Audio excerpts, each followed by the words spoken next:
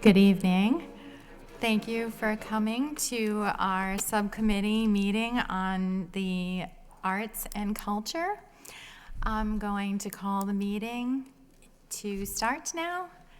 So roll call, please. Chairman Cirillo, Here. Council Kennedy, Council Mercier. Here. Two present. So the agenda is improve communication between arts community and the city. So what my goal here with this agenda item is to have Henry from our arts community speak with regards to how we are communicating with the arts community, and I would like to see more of that so that the arts community, because we have such a vibrant arts community, and how can we get them more involved in talking with the city? So thank you.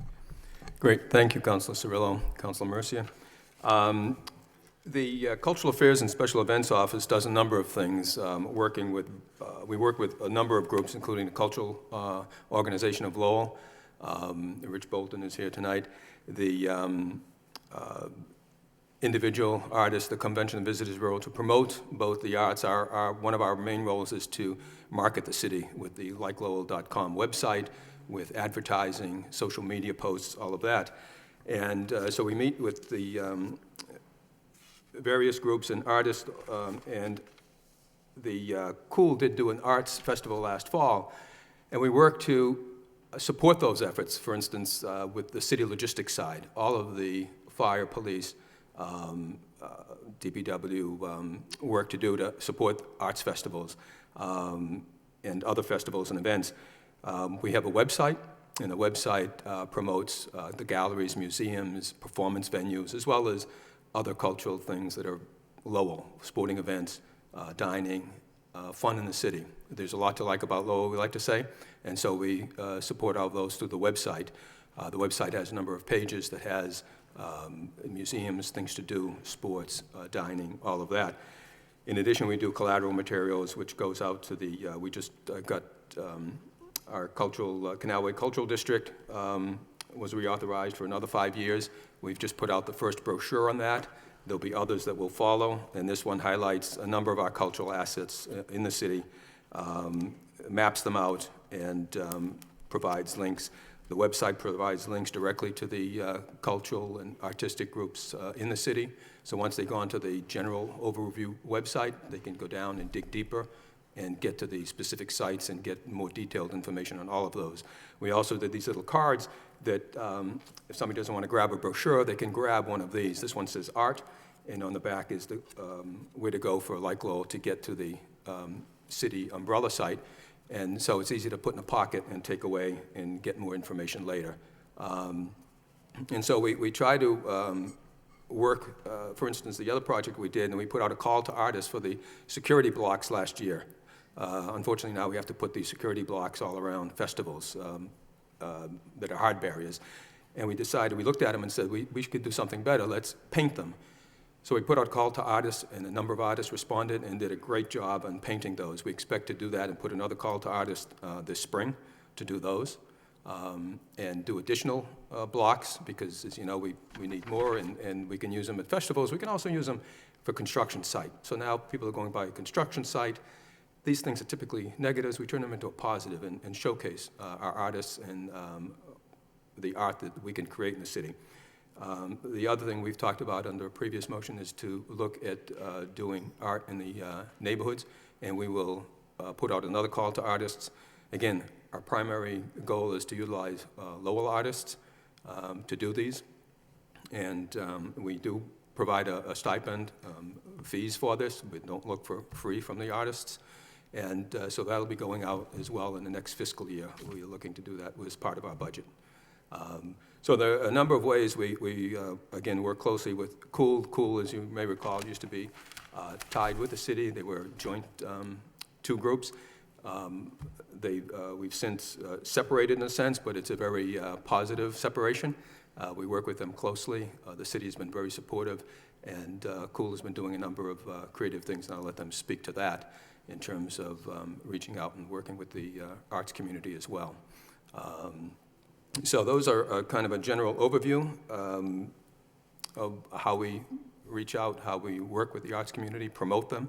Our goal is to promote everything in Lowell, including the, I think, 600-plus artists, and it's really a phenomenal and unique situation we find ourselves in, to have such a wealth of arts and arts organizations of every type, visual, performance, all of that. And so that's really what a major asset that we promote throughout the year.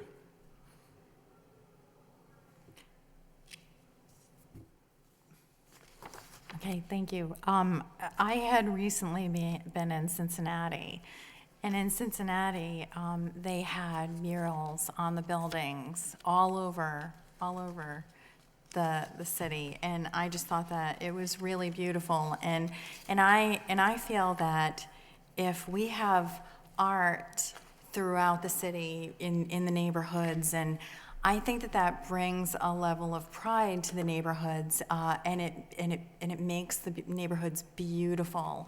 And I feel that would bring another level to cleanliness, pride in your area of the city, and just I think that it will have a wonderful snowball effect. So I thought that this was very neat. They had structures, art structures. They had murals. They had all throughout. So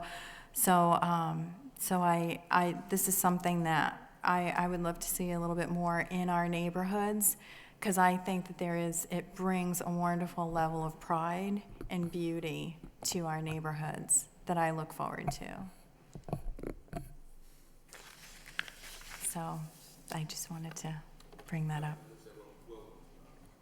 We'll take a look at that as part of our initial effort to reach out, expand it in the neighborhoods with public art. Yes. And working with neighborhood groups so that they can look at and submit ideas. It should come from them, I think, what they'd like to see as a piece of public art, whether it's a mural on a building or a painted utility box. We've seen that in other places, or a little corner that needs a little brightening up that would blend in well with the Adopt an Island program.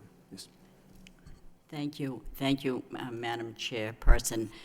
Through you to Henry, art in trying to communicate and partner with our artist community is nothing really new here, because we have done that in the past. Just look around this room and you see the artwork on the walls. These are all done by local artists. And then when you go into the acre and you look into that pathway, that side alleyway that was littered with mattresses and drug paraphernalia, through the efforts of the Action Group and Dave Willett, you see the beautiful artist renditions all along that alleyway there. I think it's Gage Street.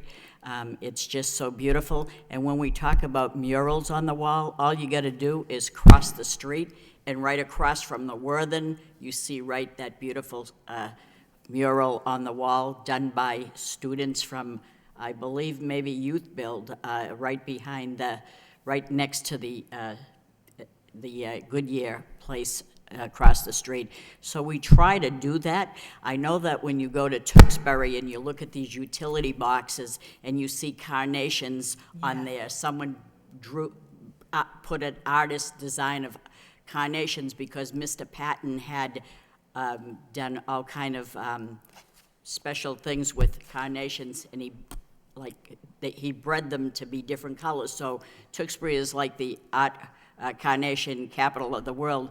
And so too, we have a motion some time ago about going to the utility boxes. Did we ever do anything about that? Because I think that would be a beautiful thing to do in the city, just instead of seeing them all plain, to put a design on it, whether it's patriotic or whatever, would look nice. I know that's come up in the last few years. I think one of the issues may have been with the utility companies' boxes and our boxes that control the lights. So I think it'd probably work better if we pursued our boxes that control the lights, because there are easements and other things on the, I think some of the utility boxes, but we can look at that and determine how we get that. they're more prominent in many cases because they're at intersections with lights, and so they would be very visible.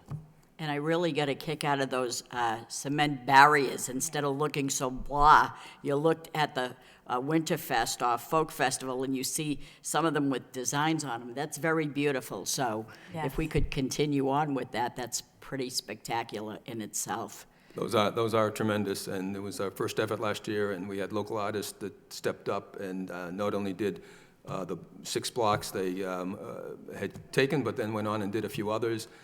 Literally created an art park in the Hamilton Canal at the time, so that even while they were stored, it became a museum. That's right. And so we were really excited about that. It was just fantastic, so we're going to try to do that again and get some more done. Well, thank you. Thanks for your update. Thanks, Henry. Thank you. Rich, would you like to come up and speak with regards to Cool? Thank you. Hi, I'm Rich Bolton, Executive Director of the Cultural Organization of Lowell. As Henry mentioned, we work very closely with his department and as well as the Historic Commission as well in doing a lot of different projects. Some of the initiatives that we're working on right now, which I think would have impact in the city, we're putting together, we got funding from the LTC, which is, thank you very much, for an app that is going to be basically a phone and Android-based application that is going to be allow us to do tours through the community and promote the different cultural assets, as well as to take specific, walks against statues, different art pieces, and different historic buildings and stuff. And this will be something that will be built over a period of time. We've already secured the app. We're in the process of developing our first tour, and it's basically our idea is to highlight the cultural assets as a whole, and so there's wayfinding involved here, and then we'll start getting to more specific individual tours that may relate to historic buildings. We're going to be working with Lowell Walks and doing some things with them because their tours are so big they can actually use the app to help do those live walks on it, and so it's a lot of related to that. So over a period of time, we can build upwards to where our contract is. We can go up to 50 different tours, which is a lot. We're hoping to get, hopefully, just over the next year, at least 4 to, probably a half dozen installed, and then keep developing on that. So it's really how much we can get done with that.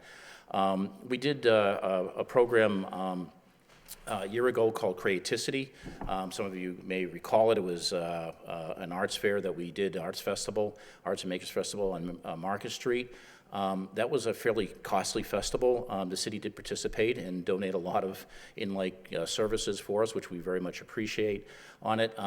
We're going to actually try to do that festival in that same state in the same way, with maybe a couple of changes to keep some costs down in 2019. In the off year, what we're trying to do is we're trying to promote arts and culture to get people to come into Lowell for arts and culture. And so we thought we would take that concept in a smaller version and bring it on the road.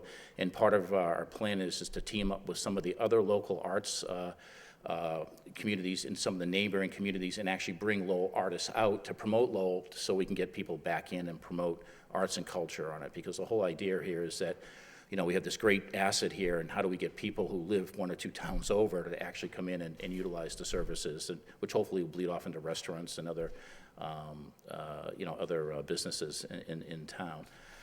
We have, we do a lot of just support in the sense of other small organizations that are in town that don't really have a nonprofit infrastructure. They kind of work underneath our nonprofit infrastructure and use to raise money, and so we work as fiscal agents for several of those different sources, several different of those organizations, and on it. And as well, we're just there to give advice, as a whole.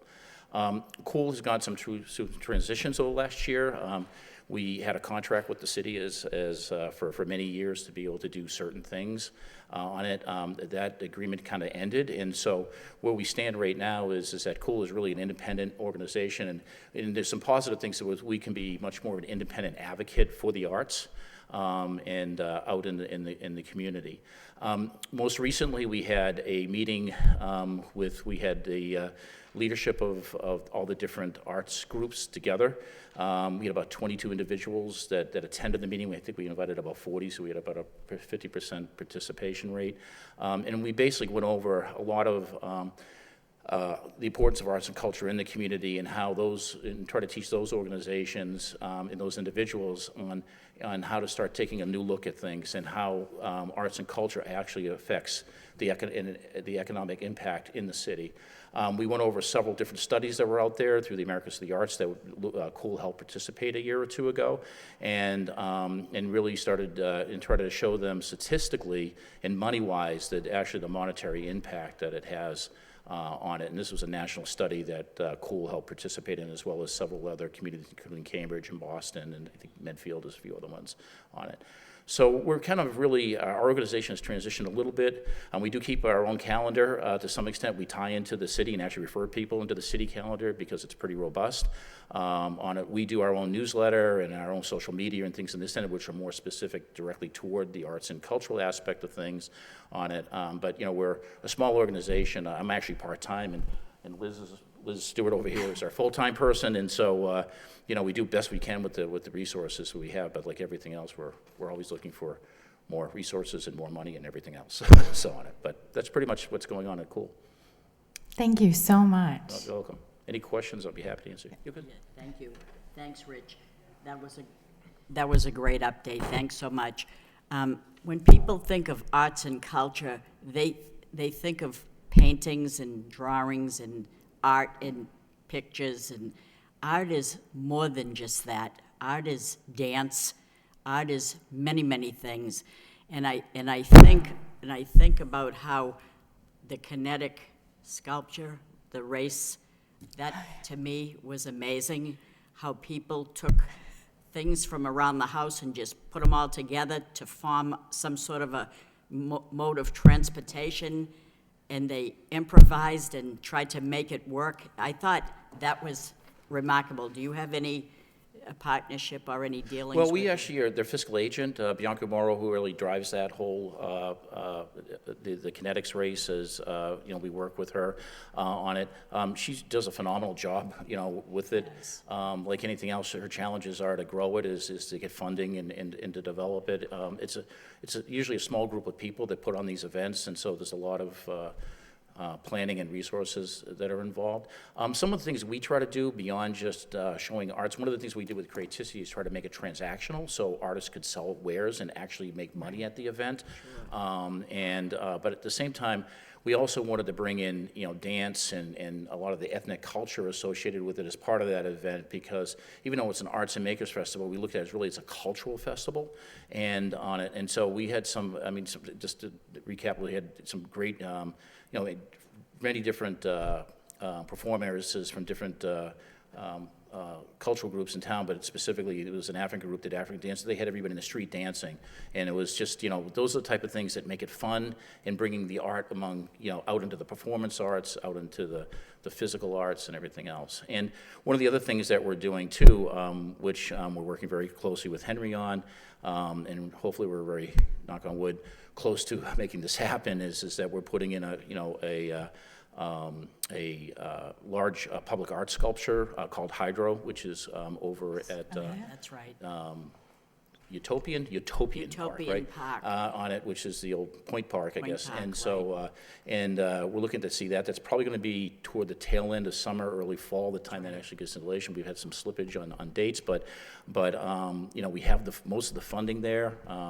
It's been this has been a Herculean effort between Cool, the city, and the artist and on it, because it's just this is not an easy project, public art, especially at that scale. So Took that issue up at the Park Subcommittee, so I know quite a bit about that. So thank you for your partnering with that, and Henry as well did a wonderful update on that.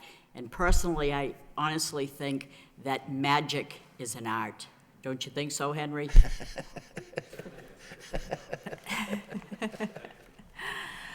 I did have a question. Where do you distribute your flyers, and how can people have access to these? Are they sent to the homes? How do we receive these flyers? They've just come out, and so typically we put them out at restaurants, arts venues, galleries. We're in the process of getting these out now. It's the first of several flyers. There'll be others, as noted on this, that'll cover specific areas of interest in the cultural district, and they'll be similar in design. So we're going to get those out. This is the first one. It has an overview of the entire Canalway district, and same thing with the cards. We'll use these cards at events so that they're quick and easy. And we're beginning to create a family of collateral materials on this. And I must first say, just recognize my staff who's been working on this. Toby Marks does a lot of the design work on these and the website. Roberto Day is our program assistant, and he does a lot of the postings and social media and all of the other things that get out there on a daily and weekly basis, and also administers the Lowell Cultural Council work. So we're looking to do these. We're also looking to put them in the garages where people are coming back and forth. One of the things we added this year were signs in every garage, 3 signs that match the kiosk signs that are all, again, tied graphically with some of this stuff to let people know what's going on and say, you are here, and here's where you can go with a map. And then they get out and they would hit the kiosk. So a few years ago, we tried to do some things where we put these actually on the kiosks in a container, but that proved to be a bit of a problematic with maintaining them and not losing them and that sort of thing. Thank you. Sometimes when I'm looking in the mall for a store and I don't know what floor it's on or what have you, they have in the malls these big kiosks that state where the different stores are. Now, I see this map, and it's fantastic. Would you consider maybe putting something, say for example, somewhere in Centerville, and also one in Pawtucketville, or one in downtown, just showing here this map and having it in a very public area, saying this is where the art is in this area? Is that something that is possible? Sure, we can definitely look at that. In the neighborhoods, I would think that some of the businesses, the restaurants, the barber shops, those type of places would be a great spot to put it. I probably wouldn't suggest putting them out on a holder on the street somewhere, because we'll be replenishing them quite often, or they'd be not necessarily used the way we want them to. But we would certainly look at getting to the businesses, getting to the neighborhood groups at their meetings, and leaving some with them, getting them out throughout the neighborhoods like that. That's a great idea. Thank you.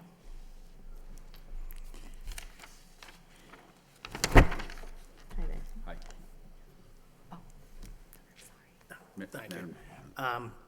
What's on the agenda first? What do we just have a general discussion? The improved communications between the arts community and the city. Okay. In the first part of the meeting, this is to you, Henry.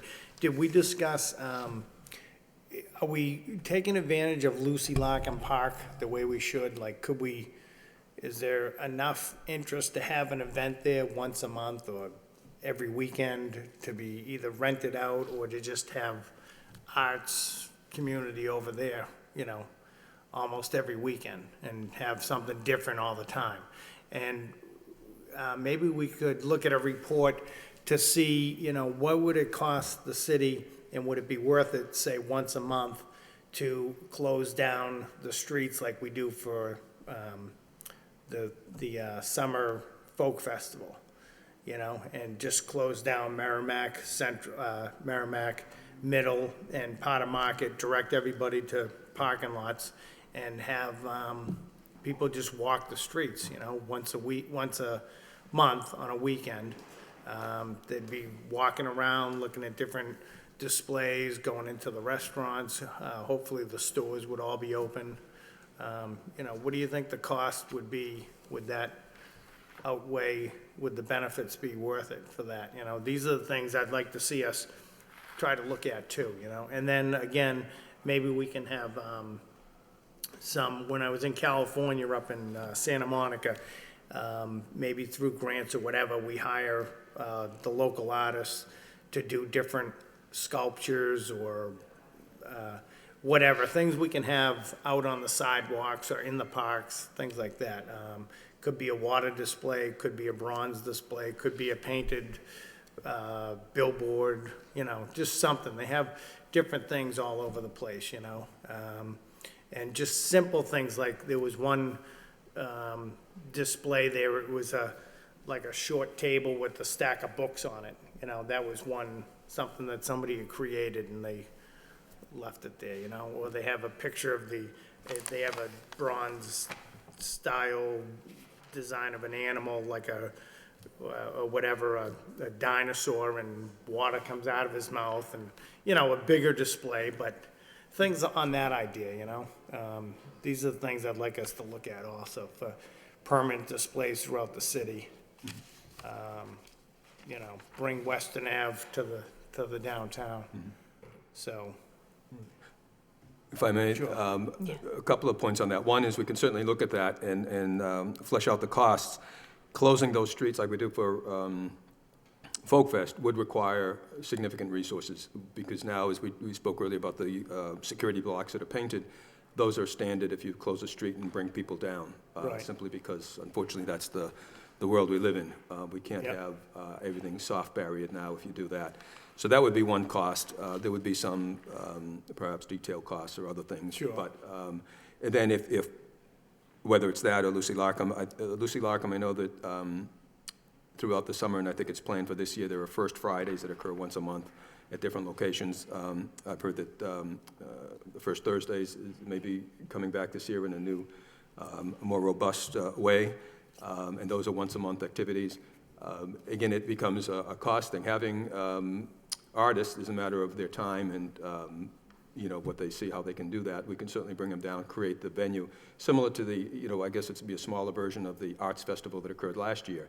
That's a huge, it's over $100,000 to do that. But if there are smaller ones, we could do that, or we could look, one thing we talked about last year was bringing in street performers. So now it's a little bit different. It's an artist, but it's lively. It brings yeah. people, and having them on a particular night, maybe incorporating it as part of First Thursdays or Friday nights, and having that occur. And that's relatively inexpensive.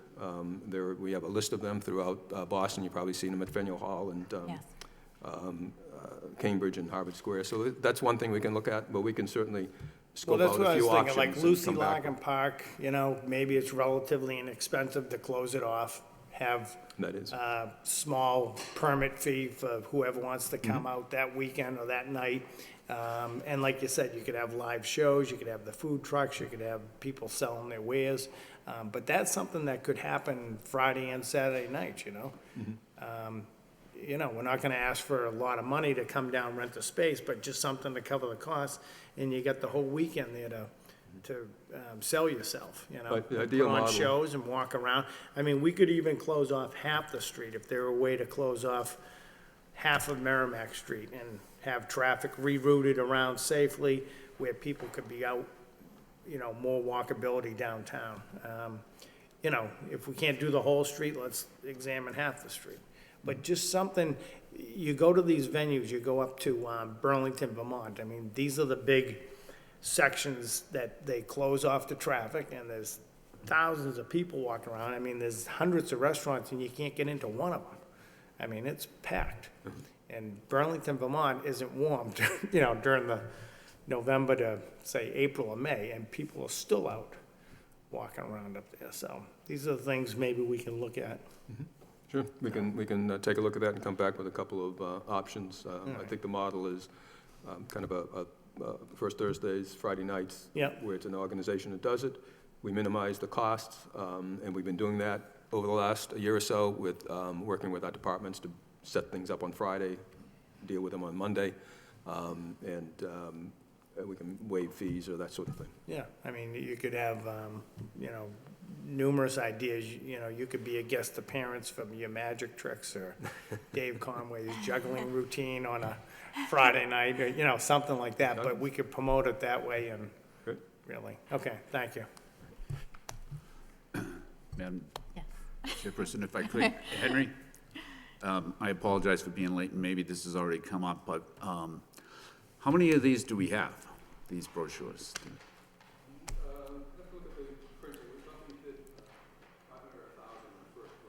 Okay. We think that these will have a significant shelf life, so we won't have to do them again. Have you thought of putting these in the hotels in the area? And by that I mean, like, there's several hotels down on 133. You've got the Westford Regency, you've got the Radisson out in Chelmsford, and even maybe as far as Nashua. But what occurred to me is that maybe, besides just targeting people that live in the city, it might be good to target people who are visiting the area for a few days, and something like this might be something that would draw them into the downtown area for a day. Is that, would we have enough to do that? I mean, you go into any hotel and they have like a little stand, right, with all kinds of stuff like this. The Mount Washington Cog Railway is on there, even though that's 150 miles away. So have you given any thought of that, or do you think can you just respond to that? What do you think about that?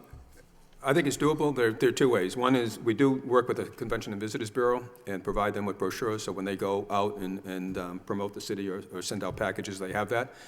On those racks, my understanding, I think we looked at it a number of years ago, they are coordinated by a company that you pay for to put them in and where you put them, and then they manage them. So you send them a couple of boxes, and then it's their responsibility to make sure it's in there. It's not an individual ask, but we can look at that and see what the costs would be, how many would need, and if there's a size restraint, then we can recreate something that fits.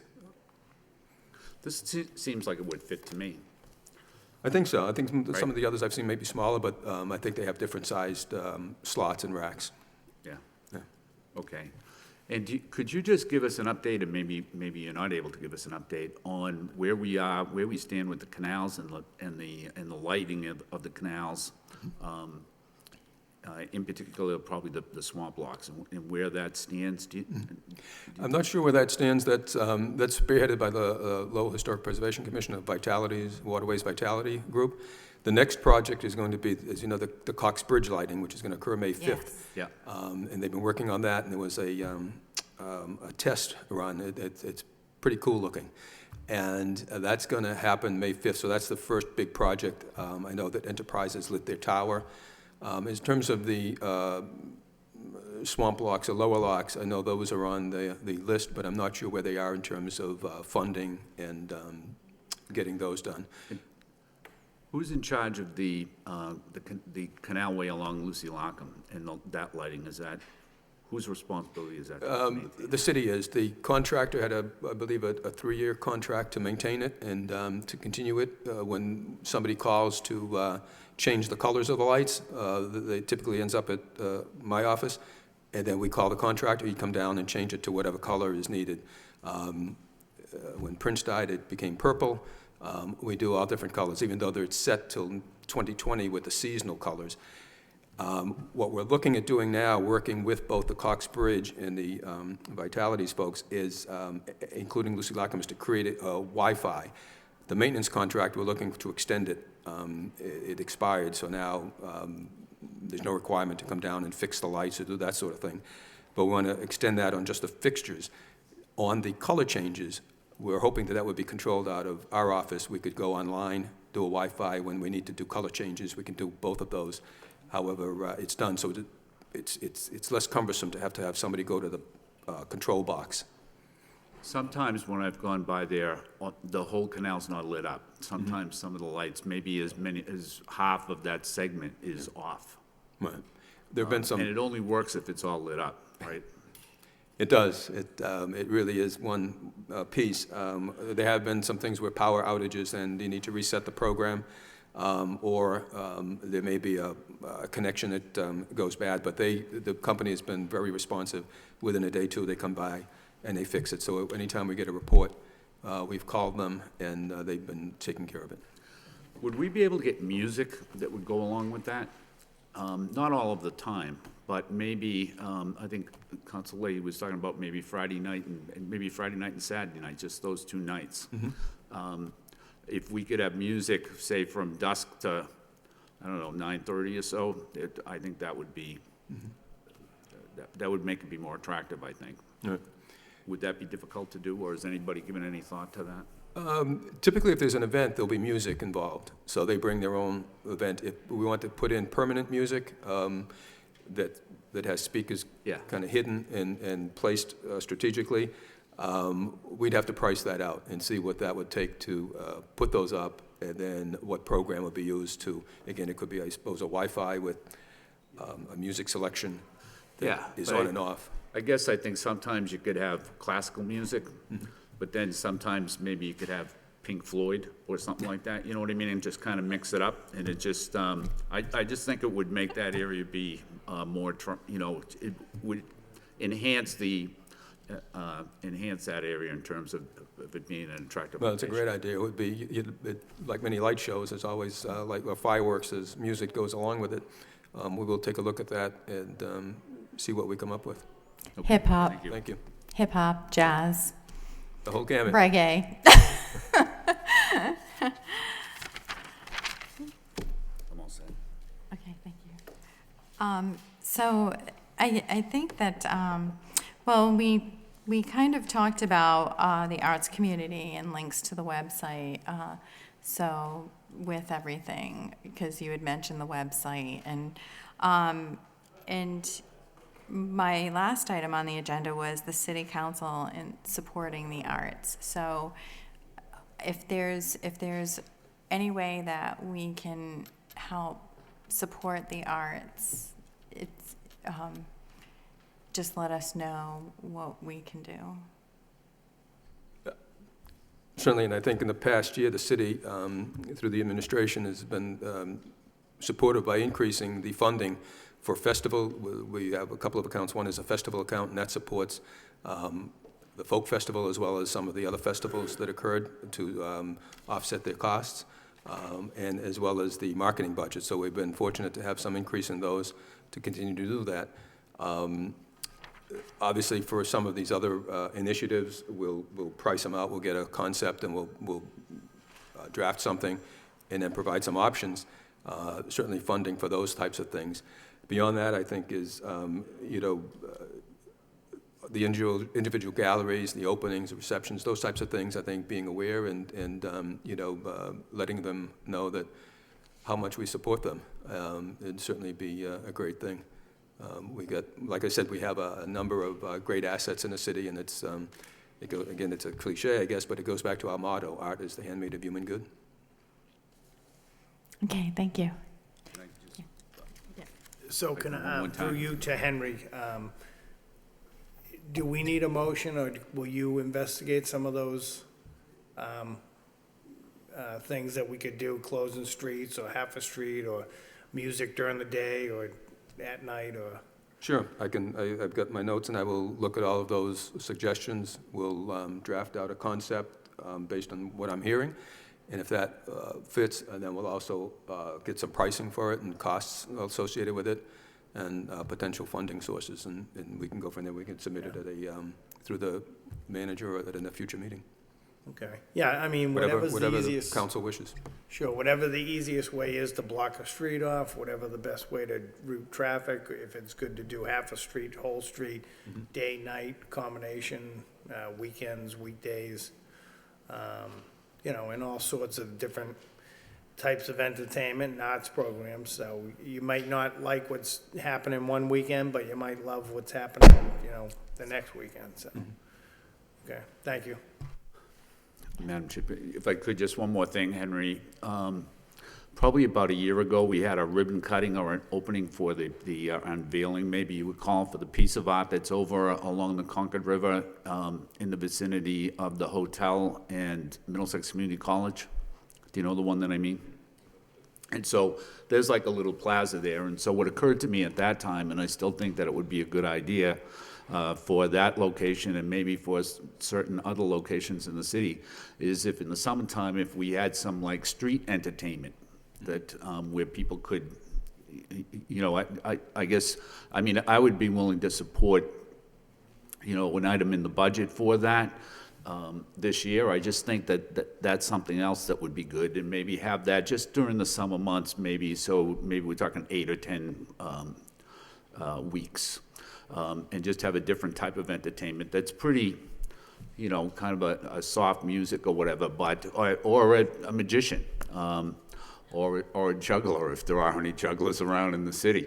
But something like that, just to kind of, that's something else I think that would be attractive, and probably would help to spotlight those pieces of art that we have in the city right now. Well, it's great to hear that you support the variety arts, and if we'll find a juggler, we'll put on a little variety show, be like Ed Sullivan of old. Okay, sounds good to me. Would anyone in the audience like to speak?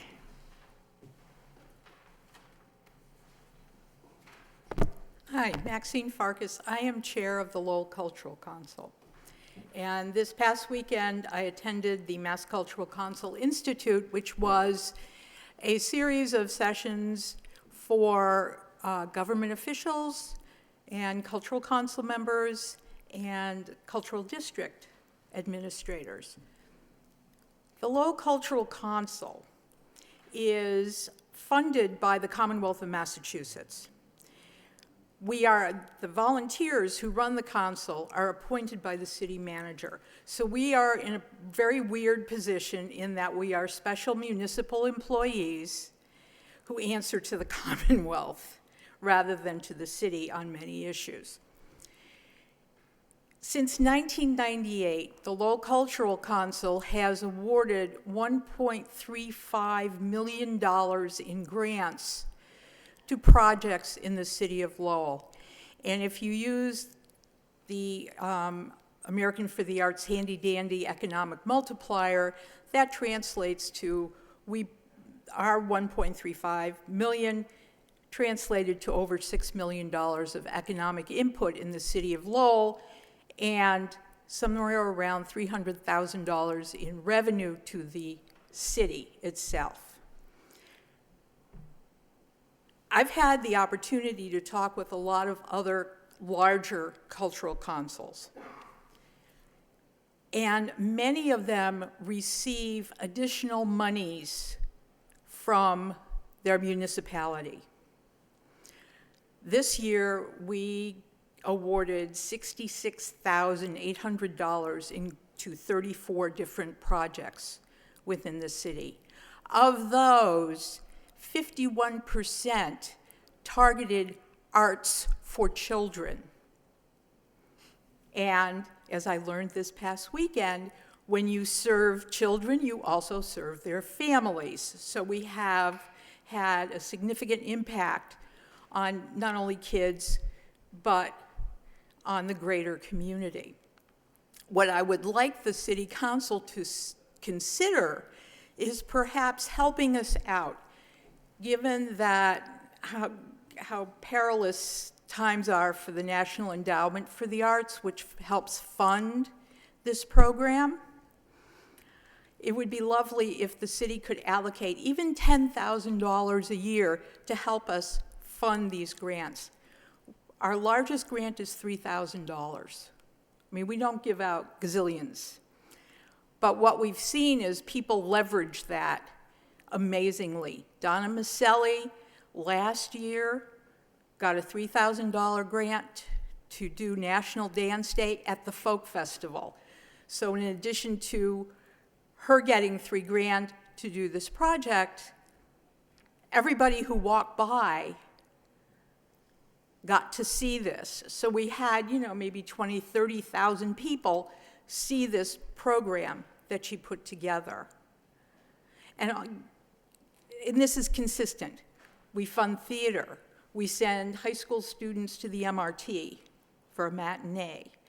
We funded the translation of advertising materials for the MRT production of Kayum into Khmer.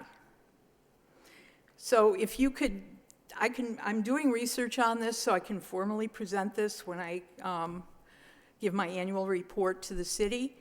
But if you can think about how the city can help the Cultural Council, not at a large level. We're not producing festivals, but we're producing programs. We're funding high school poets going into the Robinson School after school to teach the kids free verse. This kind of project. So we're doing arts at a grassroots level.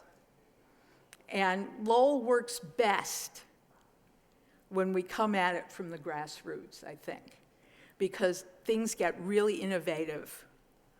And I'll be happy to talk to you about this more. Thank you. Thank you.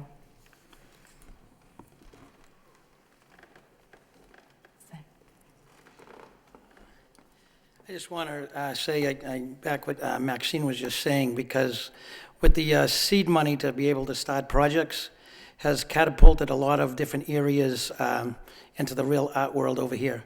When we started, the amphitheater at the North Common was full of crime and drugs and everything. I went down to NeighborWorks America in Louisville, Kentucky, and I came back with a $2,500 seed grant for art in the acre, and we did that all the way back in 2008. And that has changed everything starting from there has changed everything in the acre. We took the amphitheater back, and then with the grants from the Lowell Cultural Council and the Mass Cultural Council, when you give those little seed grants, and like she was saying, even if it's $10,000, but you say, okay, we'll back 20 projects worth $500, and it gives legitimacy to projects. So when we started like the Decatur Way project, we had a small grants that we're working at. And then from there, the Spinners over here, he gave a grant. Then from there, UMass Lowell gave a grant. So a lot of times, just like we call it seed money, because it just gets us started. But what it brings to Lowell after that is tremendous. So not only did we get all that art done, but we took apart crime, we took apart a drug-ridden area, and we turned it into a place. You go down there now, there's women walking with baby carriages, people come and see it. And it's a living, breathing gateway right now from the university down to the other end of Merrimack Street. Already, we just already got 3 grants for that this year, only because it's there. I also have Borrega Solar that's coming in and doing a 30-foot mural project, and we have 2 more murals going in there this summer. So, and it all just started with small seed money here and there and a small group of people. So I'm agreeing with Maxine right here. Anything you could do doesn't have to be huge. It's the small stuff that gets, and because it makes us all work harder, because we just get the idea out there, and that little bit of money gets other people to back us. And most of the grants that we get, it has to be combined grants with other ones. So even if you start with that one, it gives us the ability to be able to get other grants. So I thank you. A lot is accomplished this way. Thank you. Yep. Yes. Rich Bolton, Executive Director of the Cultural Council of Lowell, Cultural Organization of Lowell. Just to play off of both what Maxine was talking about too, about those small grants and stuff, is that there was actually, I mentioned a little bit earlier when I was talking about the study that was by the America for the Arts. We had fairly weak participation in this city in that survey. We only had 15 organizations participate, but out of those 15 organizations, they generated over $11 million in economic impact in this city annually. You multiply that out, 2, 3, 4 times the number of actual cultural organizations, museums, and other things that are in this city, and this is a sector that has an economic impact in this city. And I think it's really important to think of it that way, and not just that, hey, it's making a nice place to live. It's beyond that. It's creating jobs. It's creating opportunity on it. It's this city has a great bones, okay, and it has a great opportunity for the downtown to be able to support other businesses and stuff. And retail in this city is tough. We ran a store, and it was very difficult to make money there on it. And I think that if it can be, you take a look at the arts itself, the cultural organizations, the economic impact, as well as looking at how to really, jumpstart that retail that everybody talks about all the time. working together, it can really have an impact. And this small seed money that you're talking about, some of these things turn into bigger projects, you know what I mean? Small grants and, turn into the Lantern Festival in the Acre, you know what I mean? Started with a couple of $1,000s and an idea through DIY Lowell. I mean, those are the type of things that can spawn and really have an impact. And if we can take these festivals and things and turn it around to happens, not necessarily a festival every day, but turn it into something that has an impact every day, that's when you start having really, I think, huge impact on economic development. So, thank you. Thank you.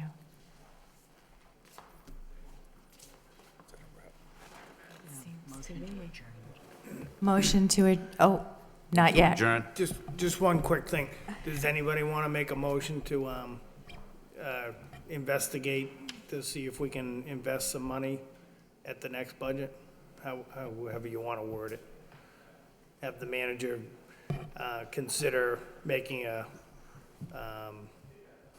line item for the arts?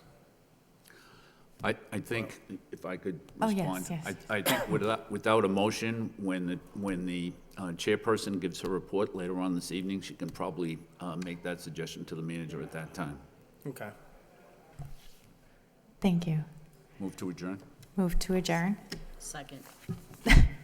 Thank you. Thank you, everyone.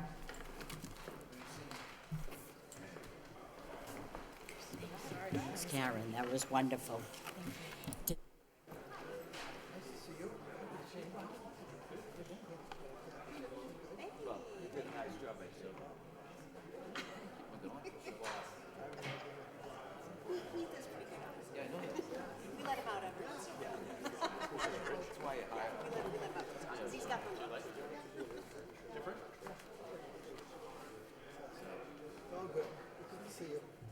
Good to see you too.